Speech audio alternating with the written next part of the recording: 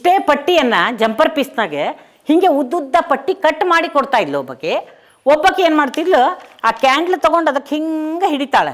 ಅದನ್ನು ಸ್ವಲ್ಪ ಹಿಂಗೆ ಬಿಸಿ ತಾಗಿದ ಕೂಡಲೇ ಸುಡ್ತೈತಲ್ಲ, ಕೈಲೇ ಹಿಂಗೆ ಒತ್ಕೋತಾ ಬರ್ತಾಯಿದ್ಲು. ಅದೇನಾಗ್ತಿತ್ತು, ಒಂದೊಂದು ಇಡೀ ಪಟ್ಟಿನೂ ಸುಟ್ಕೋತದೆ, ಅಂದರೆ ಅದು ಎಳೆ ಬಿಡಂಗಿಲ್ಲ. ಅದನ್ನೇನು ಮಾಡಬೇಕು ಅಂತಂದರೆ, ಅದು ಎರಡೂ ಕಡೆ ಸುಟ್ಟಾದಮೇಲೆ ನಿಮ್ಮ ಸೂಜಿ ದಾರ ತೊಗೊಂಡು ಇಲ್ಲಿ ಹಿಂಗೆ ಓಡ್ ಹೊಲಿಗೆ ಹಾಕೋತಾ ಹೋಗ್ಬೇಕು. ಸೂಜಿ ಎಲ್ಲಿವರೆಗೆ ಬರ್ತೈತಿ ಅಲ್ಲಿವರೆಗೆ, ಆಮೇಲೆ ಅದನ್ನು ಸರಿಸ್ಬಿಡ್ಬೇಕು. ಸರಿಸಿ ಅದನ್ನು ಹಿಂಗೆ ತಿರುಗಿಸ್ಬೇಕು. ಅದೇನಾಗ್ತೈತಿ, ಒಂದು ಪೂರ್ತಿ ಹೂ ಮಾಲೆ ಕಟ್ಟದಂಗೆ ಆಗ್ತೈತಿ. ಹಂಗೆ ಒಂದಿಷ್ಟು ದೂರಕ್ಕೆ ಒಂದು ಬಣ್ಣ, ಇನ್ನೊಂದಿಷ್ಟು ದೂರಕ್ಕೆ ಇನ್ನೊಂದು ಬಣ್ಣ, ಈ ರೀತಿ ಮಾಡ್ತಾ ಹೋದರೆ ನಿಮ್ಮ ಮನೆ ಬಾಗಿಲಿಗೆ ಹಾಕುವಂಥ ತೋರಣ ತಯಾರಾಗ್ತದೆ. ಇದನ್ನು ನೀವು ಮಕ್ಕಳಿಂದ ಮಾಡಿಸ್ಬೋದು. ಆದರೆ ಮಕ್ಕಳ ಹತ್ರ ಮಾಡಿಸೋ ಮುಂದೆ ಏನಾಗ್ತದೆ, ಸೈಡಿಗೆ ಏನು ಕ್ಯಾಂಡ್ಲೊಳಗೆ ನೀವು ಸುಡ್ತಿರಲ್ಲ, ಅವು ಗೊತ್ತಾಗಂಗಿಲ್ಲ. ಭಾಳ ಹೊತ್ತಲ್ಲಿಟ್ಟು ಕೈಯಾಗಿ ಹಿಂಗೆ ಮುಟ್ಟಿದ್ರು ಅಂದರೆ ಕೈ ಸುಟ್ಟೋಗ್ಬಿಡ್ತದೆ. ನೀವು ದೊಡ್ಡವ್ರು ಇರ್ತೀರಿ, ನಿಮ್ಗೆ ಗೊತ್ತಿರ್ತದೆ. ಸ್ವಲ್ಪ ಶಕ ಬಡಿದ ಕೂಡಲೇ ಹಿಂಗೆ ಒತ್ತಿದ್ರೆ ಸಾಕು, ಅಂಟ್ಕೋತಾ ಹೋಗ್ತದೆ. ಇದು ಮಕ್ಕಳಿಗೆ ಮಾಡಿಸೋದು ಬೇಡ, ಪೇಪರಿಂದ ಮಾಡಿಸೋಣ. ಪೇಪರಿಂದ ಗೋಟಿ ಪೇಪರ್ ಅಂತ ಹೇಳ್ತೀವಿ, ಅಥವಾ ಪಟ ಪೇಪರ್ ಅಂತ ಹೇಳ್ತೀವಲ್ಲ, ಎರಡೂ ಕಡೆ ಬಣ್ಣ ಇರ್ತದೆ, ತೆಳು. ಇದು ಏನೋ ನಿಮ್ಮ ಪರ್ಪರಿ ಪೇಪರ್ನೊಳಗೆ ಇಷ್ಟೇ ಅಳತೆಯ ಪಟ್ಟಿಗಳನ್ನು ಕಟ್ ಮಾಡ್ಕೊಳ್ರಿ. ಪಟ್ಟಿ ಕಟ್ ಮಾಡಿಕೊಂಡು ಈ ಹಿಂಗೆ ಕಟ್ ಮಾಡಿರ್ತೀರಲ್ಲ, ಈ ಕಟ್ ಮಾಡಿದ್ದನ್ನು ಈಗ ಒಳಗೆ ದಾರ ಹಿಂಗೆ ಕಟ್ರಿ, ಈ ಕಿಟಕಿಯಿಂದ ಆ ಕಿಟಕಿಗೆ. ಆ ದಾರಕ್ಕೆ ಇದನ್ನು ಪೇಪರ್ನ ಹಿಂಗೆ ಹಾಕ್ರಿ, ಹಿಂಗೆ ಮಾಡಿರಿ. ಹಿಂಗೆ ಸರಿಸ್ತಾ ಹೋಗ್ರಿ ಅಷ್ಟೇ. ಅಲ್ಲಿ ಸರಿಸಿದ ಮೇಲೆ ತಿರುಗಿಸ್ರಿ ಅದನ್ನು, ಅಂದರೆ ರೌಂಡ್ ಆಗ್ತದೆ. ದಾರಕ್ಕೆ ರೌಂಡ್ ಹಾಕೋತಾ ಹೋಗ್ತದೆ. ಆ ರೌಂಡ್ ಆದಾಗ ಒಂದು ಮಾಲಿ ಆದಂಗೆ ಆಗ್ತದೆ. ಅದು ನಿಮಗೆ ಜಾತ್ರೆಗೆಲ್ಲ ಸಿಗ್ತದಲ್ಲ, ಪೇಪರ್ ಹಿಂಗೆ ಕಟ್ ಮಾಡಿದ್ದು ಒಂದು ಸಿಗ್ತದಲ್ಲ, ಆ ರೀತಿಯಾಗಿ ಆಗ್ತದೆ. ಏನು ಮಾಡೋದು ಬೇಡ, ನೀವು ಅದನ್ನು ತಿರುಗಿಸ್ತಾ ಹೋಗ್ರಿ, ಅದೇ ಒಂದು ಬಣ್ಣ ಆಗ್ತದೆ. ಹಾಗೆ ಒಂದು ನೀಲಿ, ಒಂದು ಹಳದಿ, ಒಂದು ಕೆಂಪು, ಒಂದು ಗುಲಾಬಿ ಸೇರಿಸ್ತಾ ಹೋದ್ರಿ ಅಂತಂದರೆ ಮನೆಯ ಬಾಗಿಲಿಗೆ ಹಾಕಲಿಕ್ಕೆ ಒಂದು ತೋರಣ ಆಗ್ತದೆ. ಸುಲಭವಾಗಿ ಮಾಡುವಂಥದ್ದು ಚಟುವಟಿಕೆ ಇದಾಗಿರ್ತದೆ. ಮಾಡ್ತಿರಲ್ಲ, ನೀವು ಮಾಡೋದಾದರೆ ಜಂಪರ್ ಪೀಸಿಂದ ಮಾಡಿರಿ, ಮಕ್ಕಳ ಕಡೆಯಿಂದ ಜಂಪರ್ ಪೀಸಿಲೇ ಮಾಡಿಸ್ಬೇಡ್ರಿ. ಗೊತ್ತಾಯ್ತು? ಯಾಕಂತಂದರೆ ಅದು ಇದು ಕ್ಯಾಂಡ್ಲಿಂದ ಅದನ್ನು ಸುಡಬೇಕು ಅಂತಂದರೆ ಏನಾಗ್ತದೆ, ಬೇಗನೆ ಕೈಗೆ ಹತ್ಕೋತದೆ. ಯಾಕೆಂದರೆ ಜಂಪರ್ ಪೀಸ್ಗಳೆಲ್ಲವೂ ಕಾಟನ್ ಇರಂಗಿಲ್ಲ, ಅದೆಲ್ಲ ರೇಯಾನ್ನಿಂದ ಮಾಡಿದ್ದಿರ್ತವೆ.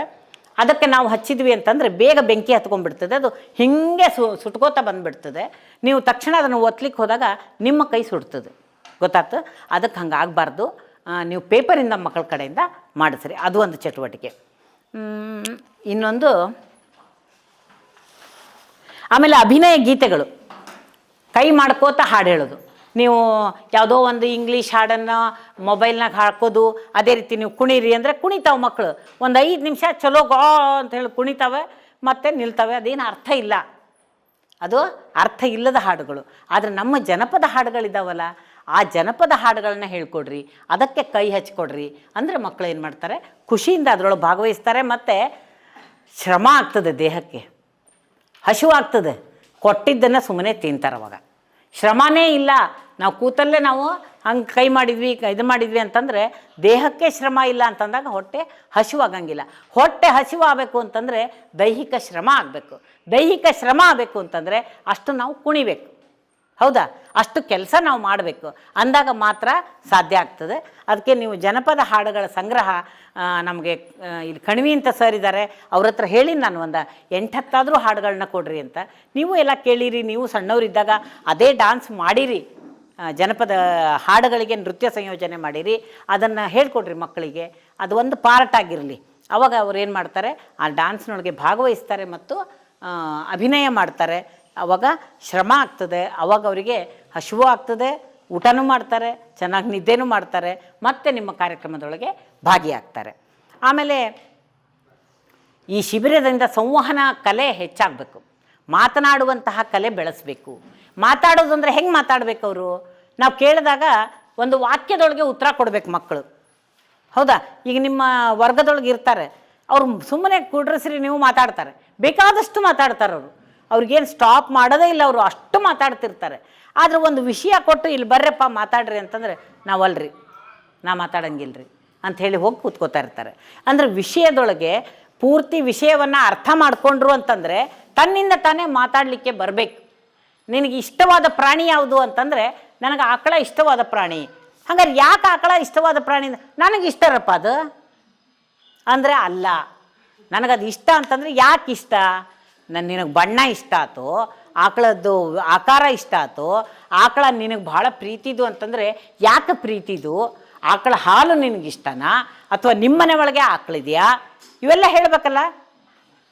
ನನಗದು ಇಷ್ಟ ರೀ, ಅದು ಯಾಕೆ ಇಷ್ಟ, ಯಾಕೋ ಇಷ್ಟ ರೀ ಅಂದುಬಿಟ್ರೆ ಅಲ್ಲ. ನಾ ಟೀಚರ್ಸಿಗೂ ತರಬೇತಿ ಕೊಡ್ಬೇಕಾದ್ರೆ ಇದನ್ನೇ ಹೇಳ್ತೀನಿ.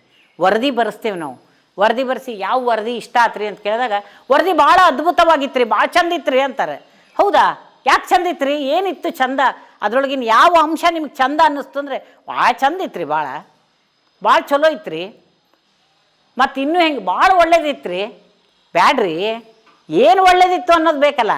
ಅವರು ಓದಿದ ಶೈಲಿ ಚೆನ್ನಾಗಿತ್ತು, ಅಥವಾ ಬರವಣಿಗೆ ಶೈಲಿ ಚೆನ್ನಾಗಿತ್ತು, ಅಥವಾ ಬರವಣಿಗೆ ಒಳಗೆ ಬಳಸಿದಂತಹ ಪದಗಳು ಬಹಳ ಚೆನ್ನಾಗಿತ್ತು, ಅಥವಾ ಅವರು ಏನು ವಿಷಯವನ್ನು ಮಂಡನೆ ಮಾಡಿದರೂ ಅದು ಚೆನ್ನಾಗಿತ್ತು ಅನ್ನೋದು ಹೇಳಲಿಕ್ಕೆ ಬೇಕಲ್ಲ. ಅದಕ್ಕಾಗಿ ನೋಡ್ರಿ, ನಾವು SLC ಮಕ್ಕಳಿಗೂ ಸಹಿತ ಈಗ ಒಂದು ವಾಕ್ಯ ಹೇಳಲಿಕ್ಕೆ ಬರಲ್ಲ ಅಂತ ಇರ್ತೀವಿ. ಯಾಕೆ ಬೈತೀವಿ ಅಂತಂದರೆ ಅವನು ಮಾತಾಡಬೇಕು ಮತ್ತೊಬ್ಬರ ಜೊತೆಗೆ. ಮಾತಾಡೋದು ಅಂತಂದರೆ ಇನ್ನು ಬೇಕಾದ್ರೆ ನಂಗೆ ಕೊಡೋ, ನಂಗೆ ಕೊಡ್ತಿಲ್ಲ, ಹೊಡಿತೆ ನೋಡ, ಇಂಥವೇ ಮಾತಾಡ್ತವೆ. ಅದು ಬೇಕಾಗಿಲ್ಲ. ಅವನು ಉತ್ತಮವಾಗಿ ಸಂವಹನ ಮಾಡಬೇಕು. ಅವನಿಗೊಂದು ಪೆನ್ ಬೇಕಾಗಿರ್ತದೆ, ಅವನು ಕೇಳುವಂಥ ಶೈಲಿ ಹೆಂಗಿರಬೇಕು?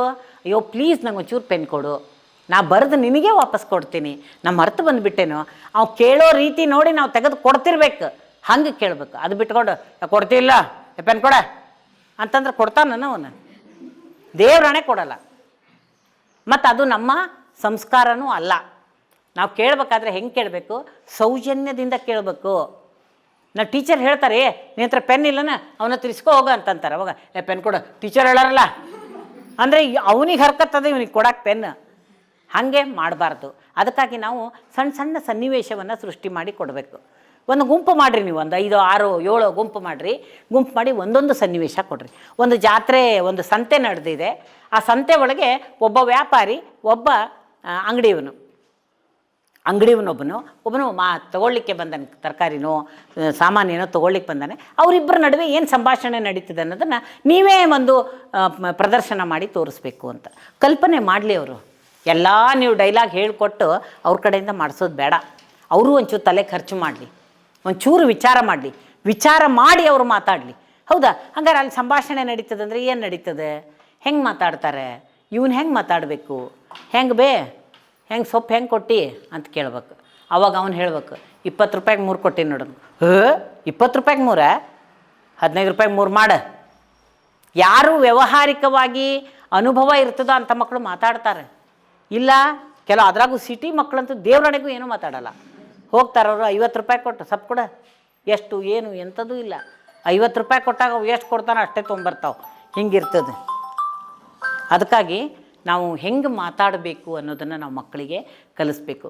ಇವೆಲ್ಲವೂ ಸಹಿತ ನಿಮ್ಮ ಶಿಬಿರಕ್ಕೆ ಬಂದಂಥ ಮಕ್ಕಳು ಹೊರಗಿನವ್ರು ನೋಡ್ತಾ ಇರ್ತಾರೆ. ನಿಮ್ಮ ಮೇಲೆ ಭಾರಿ ಕಣ್ಣವರಿಗೆ ರಾತ್ರಿ ಸಾಲಿ ಮಾಡ್ತಾವಂತ, ಹೆಂಗೆ ಮಾಡ್ತಾವೆ ನೋಡ್ತೀನಿ, ಅದೇನು 4 ಅಕ್ಷರ ಕಲಿಸ್ಬಿಟ್ರೆ ಆತನೇ.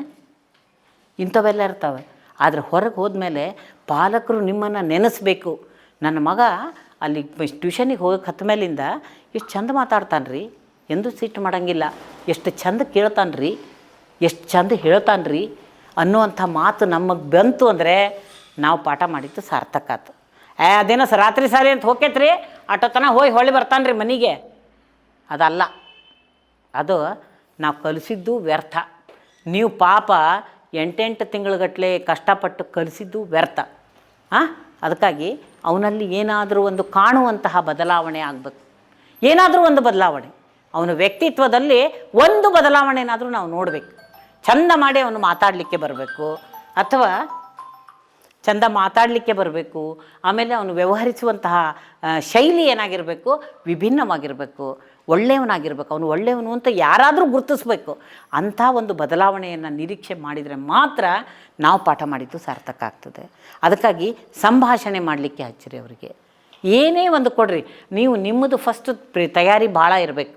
ಜಾತ್ರೆದು ಕೊಡ್ತೀರೋ, ಸಂತೆದು ಕೊಡ್ತೀರೋ, ಅಂಗಡಿಗೆ ಹೋಗೋದು ಕೊಡ್ತೀರೋ, ಅಥವಾ ಒಂದು ಬಸ್ ಸ್ಟ್ಯಾಂಡ್ನ ಒಳಗೆ ಸಿಗ್ತಾರೆ ಅವಾಗ ಅವರಿಬ್ಬರು ಮಾತಾಡೋದನ್ನು ತಗೋತೀರೋ, ಅಥವಾ ಮನೆ ಒಳಗೊಂದು ಕಾರ್ಯಕ್ರಮ ನಡೆದಿದೆ ಅದಕ್ಕೆ ಇನ್ವಿಟೇಷನ್ ಕೊಡಲಿಕ್ಕೆ ಇನ್ನೊಬ್ಬರ ಕಡೆ ಹೋಗ್ತಾರೆ ಅವಾಗ ಹೆಂಗಿರ್ತಾರೆ, ಅಥವಾ ಶಾಲೆಗೆ ಅಡ್ಮಿಷನ್ನಿಗೆ ಹೋಗಾರೆ ಅವಾಗ ಯಾವ ರೀತಿಯಾಗಿ ಮಾತಾಡ್ತಾರೆ.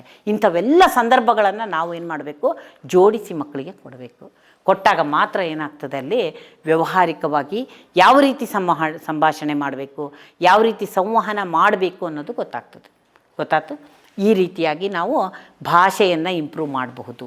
ಮಾತಾಡಲಿಕ್ಕೆ ಬರಬೇಕ್ರಿ ಚಂದ. ನಮಗೀಗ ಭಾಳಷ್ಟು ಜನ ಇಂಜಿನಿಯರ್ಸ್ ಆಗ್ಯಾರ, ಅವ್ರದ್ದೆಲ್ಲ ಬರೆಯೋದ್ರೊಳಗೆಲ್ಲ ಪಾಸಾಗಿಬಿಡ್ತಾರೆ.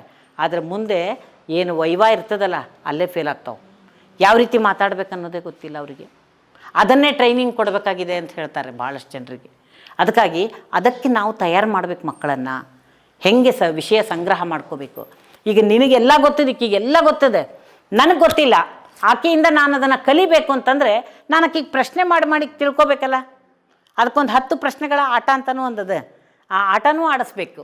ಒಂದಿಷ್ಟು ಸಾಮಗ್ರಿಗಳನ್ನು ಹಾಕಬೇಕಲ್ಲ ದಿನ ಬಳಸೋದು. ಒಂದಿಷ್ಟು ಪ್ಲ್ಯಾಸ್ಟಿಕ್ಕು, ಒಂದಿಷ್ಟು ಪೇಪರದ್ದು, ಹೀಗೆಲ್ಲ ವಸ್ತುಗಳನ್ನ ಹಾಕಿ 10 ಪ್ರಶ್ನೆ ಒಳಗೆ ನೀನು ಅದನ್ನು ಯಾವ ವಸ್ತುವನ್ನು ನಿನ್ನ ಮನಸ್ಸಿನಾಗ ಇಟ್ಕೊಂಡು ಅವ್ರ ಬಾಯಿಂದ ಹೊರಗೆ ಬಿಡಿಸ್ಬೇಕು. ನೀನಲ್ಲಿ ನೀನು ಗುರುತಿಸಿದಂಥ ವಸ್ತು ಸಜೀವಿನ ನಿರ್ಜೀವಿನ, ಜೀವ ಇರೋದಾ ಜೀವ ಇರಲಾರ್ದ ಅಂತ. ಇಲ್ಲ ನಿರ್ಜೀವಿ ಅಂತ ಹೇಳಿಬಿಟ್ರೆ ನಿರ್ಜೀವಿ ಇರುವಂಥ ವಸ್ತುಗಳನ್ನ ಯಾವ್ಯಾವ್ದ್ರದ್ದೋ ಅದು ಮೆಟಲ್ಲ, ಲೋಹನ, ಅಲೋಹನ. ಒಂದು ಪಿನ್ ಇಟ್ಟಿರ್ತೀವಿ, ಒಂದು ಕಟ್ಟಿಗೆದೊಂದು ಇದನ್ನು ಇಟ್ಟಿರ್ತೀವಿ, ಮತ್ತೊಂದು ಸ್ಪೂನ್ ಇಟ್ಟಿರ್ತೀವಿ. ಆವಾಗ ಅವನು ಇದು ಲೋಹನ ಅಲೋಹನ ಅಂತಂದರೆ, ಲೋಹ ಅಂತ ಹೇಳಿದರೆ ನಾವು ಪಿನ್ನು ಅಂತ ಪ್ರಶ್ನೆ ಕೇಳ್ಬೋದು, ಮತ್ತು ಮುಂದಿನ ಪ್ರಶ್ನೆ ಕೇಳ್ಬೋದು. ಇಲ್ಲ ಅದು ಅಲೋಹ ಅಂತಂದ್ರೆ ಹಾಗಾದ್ರೆ ಕಟ್ಟಿಗೆದಿರ್ಬೋದಾ, ಪೇಪರ್ದಿರ್ಬೋದಾ, ಅದನ್ನು ನಾವು ಪ್ರಶ್ನೆ ಮಾಡಬೇಕು. ಹಾಗಾದ್ರೆ ಲೋಹ ಅಂತ ಬಂದಾಗ ಅಲ್ಲಿ 2 ಐಟಮ್ ಇತ್ತು ಅಂತಂದರೆ, ಒಂದು ಪಿನ್ ಇರ್ತದೆ, ಒಂದು ಕ್ಲಿಪ್ ಇರ್ತದೆ. ಆವಾಗ ಅದು ಪಿನ್ನು ಕ್ಲಿಪ್ಪು ಅಂತ ಕೇಳಬೇಕಲ್ಲ. ಆವಾಗ ಹಾಗಾದರೆ ಇದು ಹೆಣ್ಮಕ್ಳು ತಲೆಗೆ ಹಾಕ್ಕೊಳ್ಳಿಕ್ಕೆ, ಕೂದಲನ್ನು ಭದ್ರವಾಗಿ ಹಿಡಿಲಿಕ್ಕೆ ಅಂತ ಬಳಸುವಂಥದ್ದಾ? ಹೌದು ಅಂದ್ಬಿಡ್ತಾನವ. ಹೌದಾ? ಅದು ಪಿನ್ ಆಗಿತ್ತು ಅಂದರೆ ಇದು ಚುಚ್ಚುತ್ತದಾ ಅಂತ ಕೇಳಿದಾಗೂ ಪಿನ್ನು ಅಂತ ಹೇಳ್ಬೋದು. ಹೀಗೆ 10 ಪ್ರಶ್ನೆ ಒಳಗೆ ಉತ್ತರವನ್ನು ಕಂಡು ಹಿಡಿಯುವಂತಹ ಚಟುವಟಿಕೆಯನ್ನು ಸಹಿತ ನಾವು ಕೊಡಬಹುದಾಗಿದೆ. ಈ ರೀತಿಯಾಗಿ ನಾವು ಮಕ್ಕಳಿಗೆ 10 ಪ್ರಶ್ನೆಗಳ ಆಟ ಅನ್ನೋದನ್ನು ಸಹಿತ ನಮ್ಮ ಏನು ಶಿಬಿರದೊಳಗೆ ಒಂದು ದಿನ 10 ಪ್ರಶ್ನೆಗಳ ಆಟವನ್ನು ಸಹಿತ ಆಡಿಸ್ಬೇಕಾಗ್ತದೆ. ಅದನ್ನು ನಿಮ್ಮ ಶಿಬಿರ ನಡೆದಾಗ ನಾನು ಒಂದಿನ ಬರ್ತೀನಿ, ಯಾವ ರೀತಿ ಆಟ ಆಡಿಸ್ಬೇಕು ಅನ್ನೋದನ್ನು ನಾನು ಅಲ್ಲಿ ನಿಮ್ಗೆ ಹೇಳ್ತೀನಿ. ಯಾಕೆಂದರೆ ಅಲ್ಲಿ ಏನೇನು ಐಟಮ್ಗಳನ್ನು ಹಾಕಬೇಕು, ಅಲ್ಲಿ ಯಾವ ರೀತಿಯಾಗಿ ಗುಂಪುಗಳನ್ನು ಮಾಡಬೇಕು, ಆ ಗುಂಪಿನವ್ರಿಗೆ ಯಾವ ರೀತಿ